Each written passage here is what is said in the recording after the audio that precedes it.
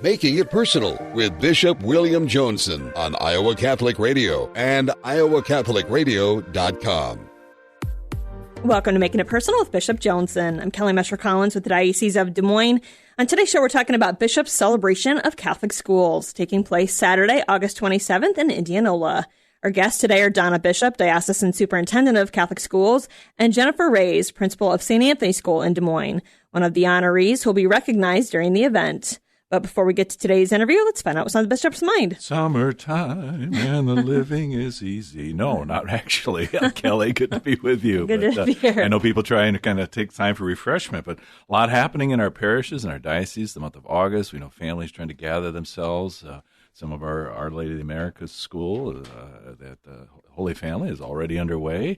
And so we know lots going on. I was pleased to be with the good people at St. Joseph's Winter Set last week as they celebrated the retirement of the debt in the building of the new church, which was dedicated back in 2009. So that was kind of a festive event, and previous pastors were there, including Father Frank Palmer, who celebrates 60 years of priesthood this year. But he was the one who really got the ball rolling, and this is part of the oral tradition that you come to know about, the famous St. Joseph Madison County Cookbook over the years. It was actually even promoted on QVC, everything else. That contributed $500,000 to their funds. So my goodness. Way to go, Father Frank, but also Father Chris Hartshorn, Father Dan Kirby, and, of course, Father Tom Dooley, their pastor. So that was a marvelous event, and looking forward to this Sunday where I'll be able to dedicate the altar and bless all the appointments there, the ambo and the processional cross, which was commissioned for the Emmaus House. And so Father Dan Kredick, who's setting aside his official yoke, but we know he's going to continue to be a great friend and spiritual guide for many at the Emmaus House. So that's a beautiful day in their life as we consecrate that space and dedicate the altar there with them. Some maybe mixed feelings this past Monday. We said farewell, Mother Kathleen Francis O'Leary, who passed away on the end of July, a familiar face, and herself a great wisdom figure and spiritual guide to many.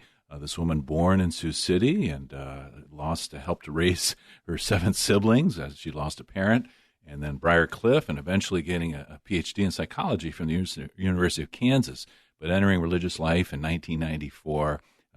Mother Kathleen, in so many ways, with Sister Mary Claire, the Franciscan Sisters, the Eucharist Heart of Jesus here in Des Moines, and she worked with veterans at the VA. She offered her services to a broader segment of society, but even from their own convent, people who were coming, seeking counseling, assistance from a spiritual lens and spiritual perspective. So even as she suffered many health issues, her joy radiating. My last conversation with her was after the priesthood ordination in June, and so may she enjoy a servant's reward in a beautiful way.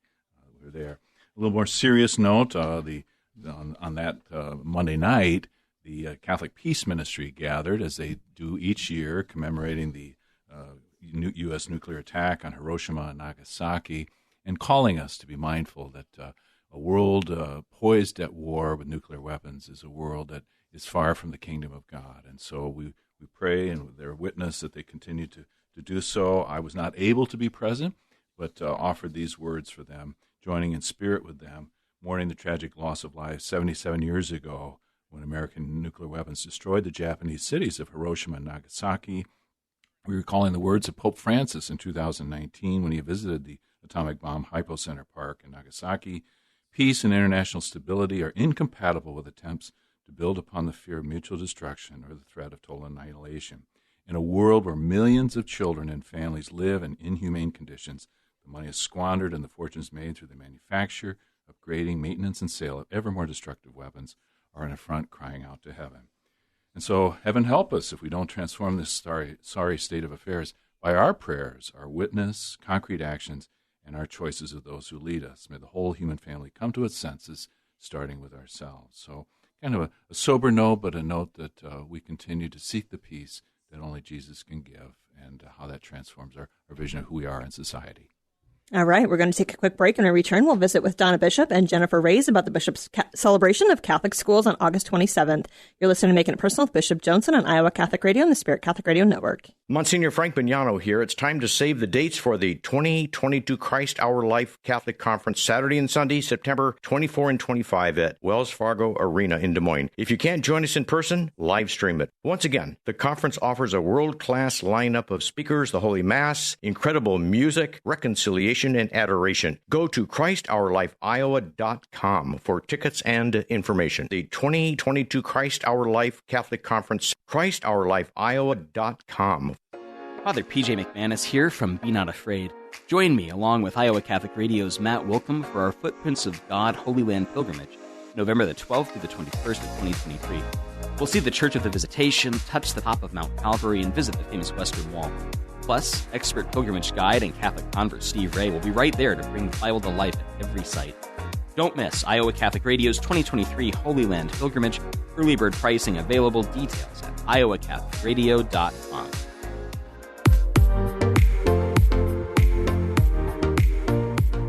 Welcome back to Making It Personal with Bishop Joensen. I'm Kelly Mescher-Collins with the Diocese of Des Moines. On today's show, we're talking about Bishop's celebration of Catholic schools taking place Saturday, August 27th in Indianola. We're here with our guest, Donna Bishop, diocesan superintendent of Catholic schools, and Jennifer Raes, principal of St. Anthony School in Des Moines, one of the 6 honorees who will be recognized during this event.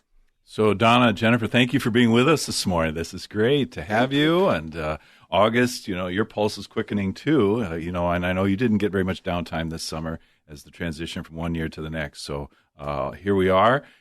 Many ways, the Ignite campaign, other ways in which we're lifting up Catholic education, Catholic Schools Week, the numerous celebrations. Obviously, we'll be gathering next week with all our faculty and administrators to kind of be together as a community and set off on another voyage as the Spirit will lead us as well.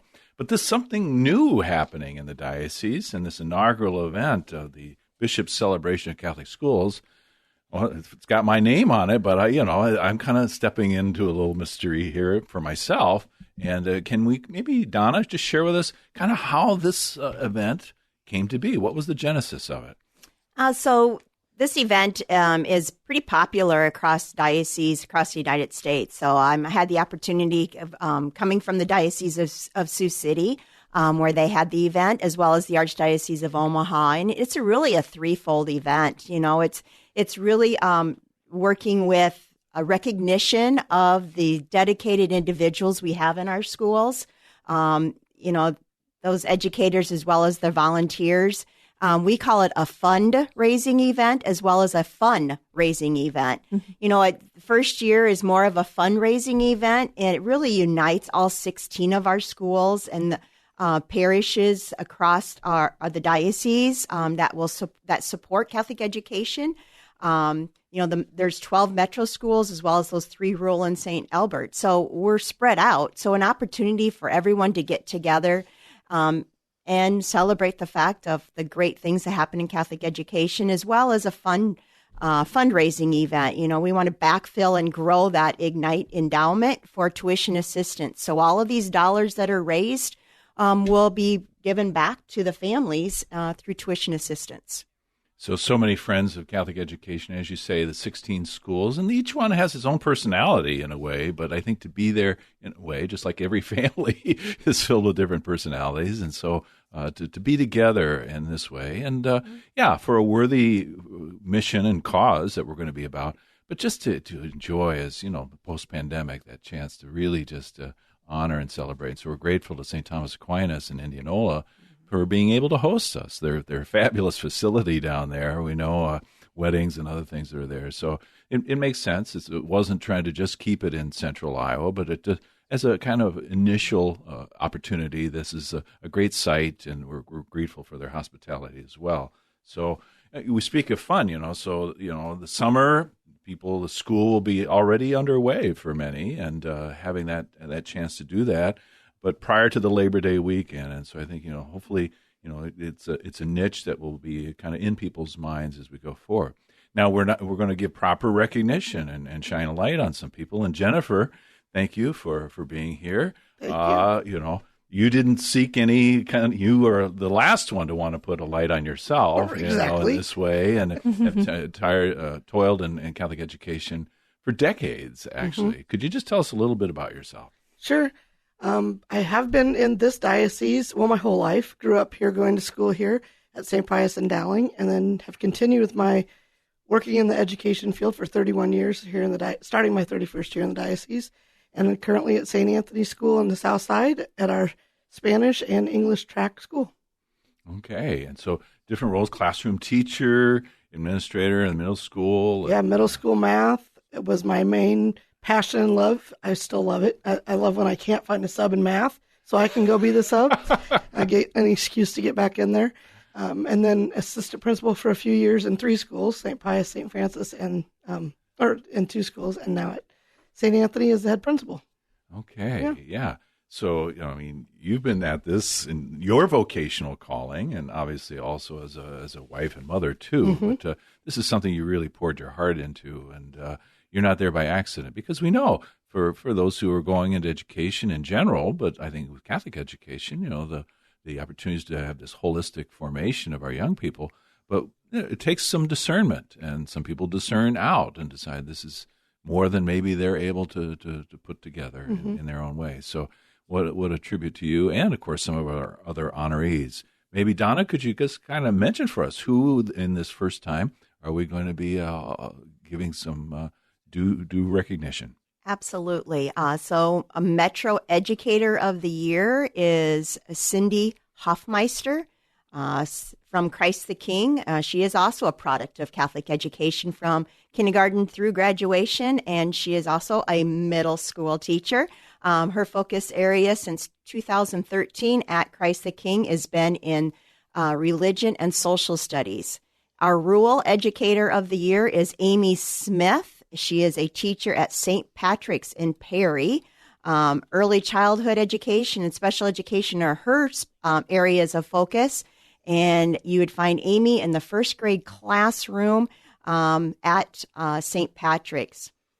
Our Rural Administrator of the Year is Jennifer Simmons, and she has been in our diocese since 1999.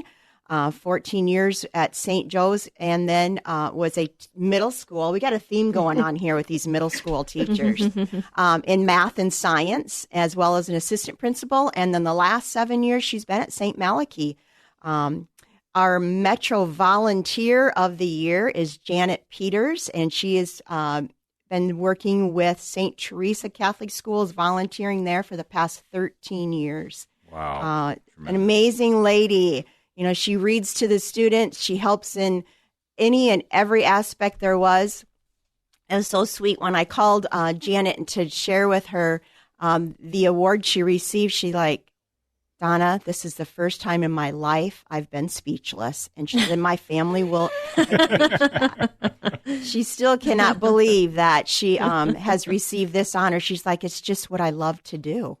So very sweet lady. And then we have our Rural Volunteer of the Year, Nancy Kilbride. Nancy has been with St. Albert in many aspects. They're RCIA, working with those Christian initiatives for adults, the Board of Education for the Diocese of Des Moines for nearly a decade, volunteers in the business office, and her and her husband have a scholarship. Her late husband have a scholarship for students every year that have a passion in the field of science.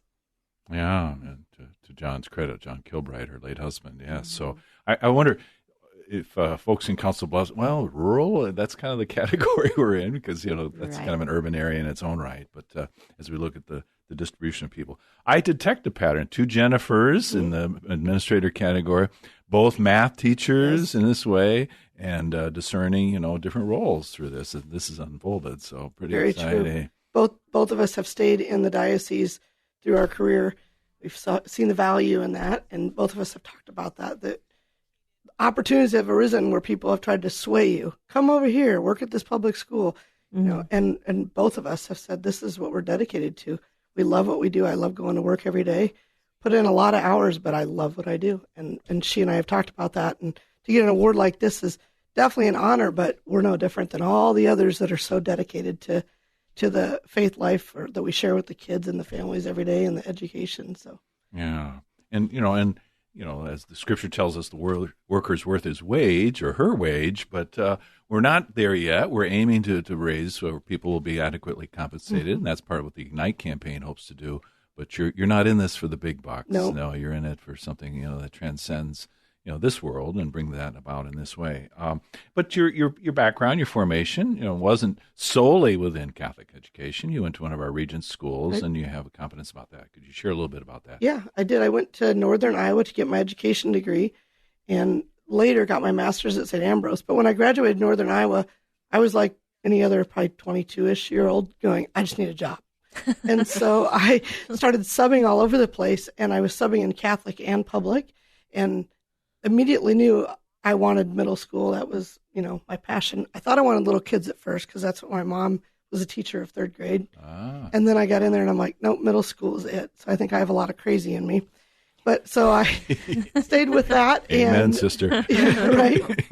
And right away, St. Pius offered me a long-term sub job after I'd been out of school just a few months, and it just clicked. And I just obviously felt at home because I grew up going to school there, but it just felt right. So I started working right away at St. Pius and stayed there the next 20 years. And I look back now and think I had no idea, just like the students that we have now probably don't realize the gift that they get from their families to be that Catholic faith in your home, in your school, your church. It's all surrounded, all encompassing, and that foundation that we grew up in. So to be a part of that for so long and share that with families and kids is just a blessing. Yeah. And could you talk a little bit about the unique charism of St. Anthony's as a bilingual school? Yes. We are blessed to have Spanish immersion in our school. We start it with 4-year-olds, or kindergarten is where people choose to begin that. And once they get to 5th grade, they're fully bilateral and bilingual in the Spanish language and the English language. So they go on. Sign me up. Sign me up, really. I spend as much time as I can around there so I can hone my own skills, because I understand a lot of it, but I cannot speak it fluently. So I'm still working on that. The other unique part about that is that the teachers that teach that program are all native speakers. We have teachers from Dominican Republic, Puerto Rico, Spain, Mexico, Honduras. So they're from all over, which is wonderful to share their traditions, their cultures, besides their language. Oh, no. What a blessing and an opportunity these young people have. And they will be citizens for this century. I mean, They will be able to be conversant, and they can be agents of not just in business or other ways, but really the glue for our science, transcending any of these kind of differences that language can establish among us in this way. Doesn't hurt to now with the new pastor, Father Chris Rising, and Father Rodrigo Mayorga Landeros, the newly ordained priest. There'll be some new energy. Grateful to Monsignor Chayado and Father Guthrie Dolan, but with a new priest, new personalities, and their great Spanish facility too. Right. Yeah, so we hope to see them in a lot of times, I imagine, in their school and all that they're about. Yeah. Yes. Donna, to go back, and thank you for sharing with us those who are going to be recognized.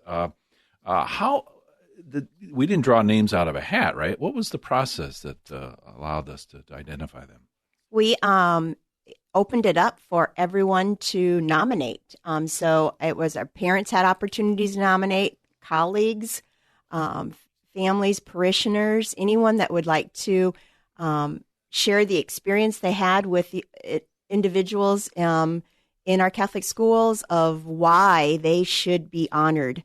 And we had a lot of individuals sharing the names and the reasons why. And we had a committee that had an opportunity to read through them, which was very warming as to, wow, we have a lot of amazing individuals in our school. So we then contacted those individuals that we felt had the highest honors and the most recognition, and every one of them was very humbled, as Jennifer is today, for the honor, because they all do it because it's what their heart wants to do, and just really have shared the Lord's blessing that they've experienced to those around them. And, I'm sure that the kind of people who were nominated are the ones who will rejoice and be grateful that for their colleagues, their peers, members in the community. But their turn may come, right, as we look for this to be not just a one-off, right, that this will become an annual event. And the venue will change, too. Is that right, Donna? Absolutely. We'll have a different location every year, and we'll be able to announce next year's location at the event on the 27th. Beautiful. So, yeah, not just a rubber chicken event. I think there's going to be quite a meal. But what other pieces are part of this day? Because it's really something. And we were conscious that priests are very committed, in terms of their confessional and mass duties late on Saturday afternoon. But there is kind of a movable feast almost. Absolutely. Well, we're going to start at 3:30 with the honorees with a pre-party so that they can have their special guests in an event right before 4:30 Mass, if anyone would like to join in at the Mass at 4:30. Then we move right into... Who's celebrating the Mass? I think it may be Bishop Joensen. Get my act together here. Bishop celebration of schools. Yes. Then we'll move right into a social hour right at 5:30, and then the dinner and the award ceremony at 6:30. So don't let the homily go too long, right? We're hoping that. I mean, it's the Lamb's High Feast. There's a party to be had. But there's prelude and everything else. Yeah, we're actually very excited. We have Dowling and St. Albert High School students that will be over 45 of them that will be working and helping out throughout the event. So we'll have not only our families, our adults there, but some of our students as well. Oh, well, I look forward to it. And again, a relaxed setting and be kind of lighthearted. Absolutely. The inspiration of what does it mean to be a Catholic school.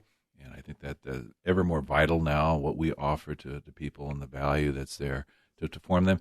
And, of course, our parents and our families at large, that, this is a work of evangelization to bring Jesus to life and to allow us to bear Jesus with great love to others who are looking for some sign that God cares for them. And so thank you, Jennifer. Thank you, Donna, for taking this time.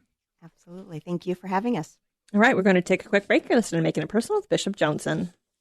Support for Iowa Catholic Radio is provided by the Sarah Vocations Ministry, including the St. Sarah Club of Des Moines and the Sarah Club of Council Bluffs. Sarah is an apostolate of the Worldwide Catholic Church dedicated to fostering and supporting priesthood and religious vocations. Sarahs strive to accomplish their mission through prayer, fellowship, and service to the bishop, priests, sisters, and all in religious formation, and in doing so to increase their own holiness. Learn more at joinsarah.org, joinserra.org. Thank you, Sarahs, for your support of Iowa Catholic Radio.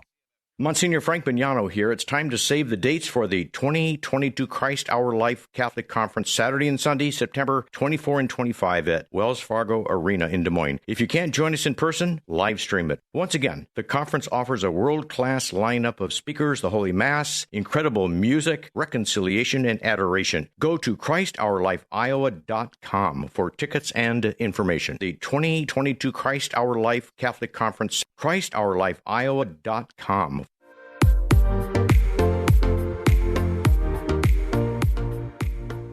Welcome back to Making It Personal with Bishop Joensen. Well, Kelly, that was great. And those two women are great ambassadors of our mission in Catholic education. That's going to be quite a weekend there. Yes. Saturday, August 27th at St. Thomas Aquinas, their banquet facility that they have there. But, of course, the Mass at 4:30, social hour, and 6:30 dinner and awards ceremony. Those who are interested and are kind of inspired, they'd like to join us and be part of this inaugural event, you can check out the website at dmdiocese.org/Catholic schools, Catholic-schools, or you can call 515-237-5079. That's 515-237-5079. And so we'll celebrate then, and then the following day we'll be at the Basilica of St. John for the Eucharistic procession. So, and more on that to come in our next edition to Making It Personal with Bishop Joensen. So, kind of a little teaser there for people to hear more about that. But plan to join us that weekend. It'll be a great opportunity. This morning, shortly after what we're about here today, the great groundbreaking St. Joseph's on the east side is having a great project, their endeavor.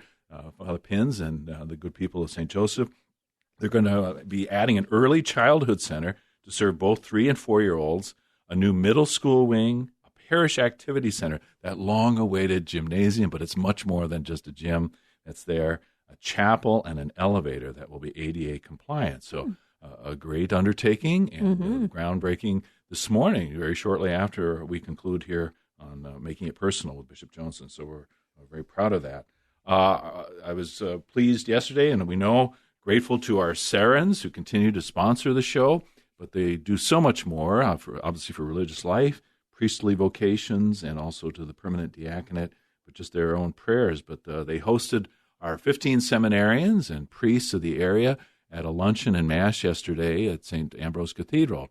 And this is kind of part of the day as the seminarians of the whole state of Iowa were together in the Sioux City Diocese earlier in the week. But then I had some FaceTime with each of them. I spent about 30 minutes with each of our seminarians, and just a chance to hear how their summer placements went, how they're feeling at peace and their own vocational calling, and all that they're about in that respect. So a great opportunity. It kind of sets the stage. Stan Ashes will be celebrating his call to candidacy later in the month as well. In fact, next weekend, the weekend after this, at the Basilica of St. John. That's one of those steps that kind of more formally says this commitment from the individual to pursue in good faith a path of discernment and formation in the diocese who stands by him. So Stan and his family from Nevada, but gratefully members of the Basilica Parish and of the Diocese of Des Moines. Kelly, you've been, we think about all things educational, and you've been involved. You've been pursuing some further studies yourself, and I think it rarely you didn't get much of a break at any this summer. Can you just share with us what you've been about and how this kind of fits into your role on this show and much more, all that you are? Sure. Yeah. Well, I've been doing videos for the diocese for quite a while, but we kind of amped up the level of quality. I attended it's a DMAC video production and editing certificate. So I started last fall, production 1 and 2. So 2 classes in the fall, 2 in the spring, and then 2 the summer. 1 was a night class, 1 was early the next morning. So yeah, my summer has just begun.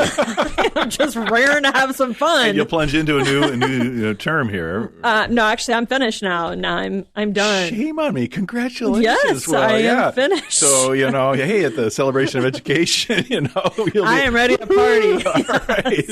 Yeah. Where's the tailgate here? Right. Well, So I'm just waiting for my certificate in the mail. Okay. Good to go. Once we have that, once we see it's official, then we'll take note of that. Kelly, I don't know. Would you give me a little spiritual counsel here as we begin to conclude? At the KC convention in Nashville a couple weeks ago, I spoke. The Nebraska and the Iowa Knights got together for one closing dinner, and we all introduced ourselves. I'm Bishop Joensen, originally from Ames, and the Nebraska folks here. We entrusted to you Fred Hoiberg. He's our gift, Ames native. Would you please keep him? They didn't quite know to make of that, so I don't know if I need to go to confession or not.